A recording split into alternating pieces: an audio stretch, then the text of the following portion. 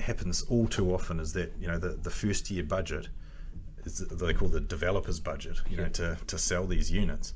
It ends up being quite lean, yes, rather skinny, and you know and then the real costs kick in year two, and you know the fees more than often they do go up. Sometimes I've seen them double, you know, and that's a scary thing for owners who have bought in thinking they only have to pay a few thousand a year.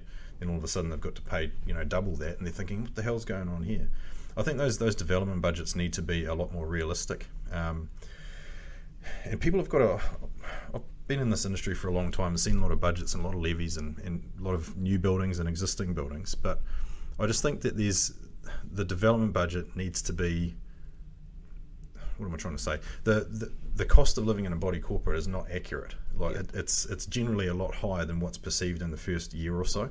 But I think they do it to try and, you know, dangle this, oh, look how cheap it is, you know, and it's all going to be great. But then once you get into year two, then man, the cost can often skyrocket.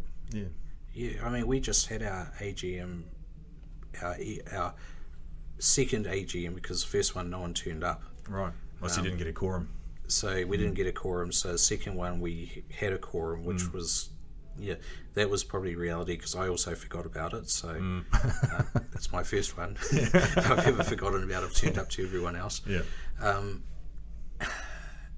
And yeah, it was interesting because we put that question onto our body corporate management company, you know, because we're looking at the cost. The manager always says every year you need to put your cost up, and we try to run it as lean as possible. But we've got to put the cost up. And the question was put onto them by a new owner this year, in comparison of type of property we are, how do we pitch towards all your other clients of similar property? And the feedback we got from that company was we're probably half, 50% cheaper than everyone else. Yeah.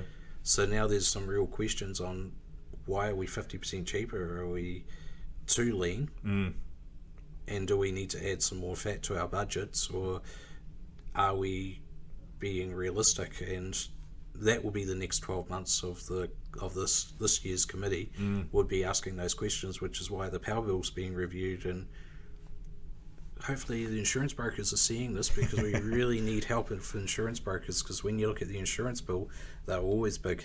Well, that really skyrocketed when after the Christchurch earthquakes.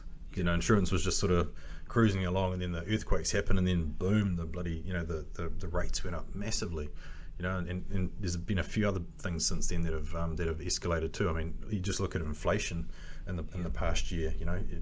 It's a rare thing for a body corporate to be able to hold their budget from this year to last year. It's and even going into next year possibly the same.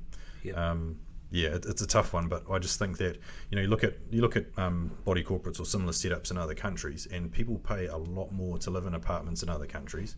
They generally are part of bigger buildings or complexes, but they get a lot more service for it too. And I think New Zealand's kind of been this the old "she'll be right" smell of an oily rag type thing, and and partly that affects our industry a bit too, because I guess the perception of a building manager at times tends to be, well, especially when we first got into it, it was like the old bloke, retired bloke on the end of a broom or on the end of a lawnmower. And we all sort of started out there, but we always sort of thought there must be a way to professionalise this and raise the bar. And we've done that over the years, obviously, but yeah.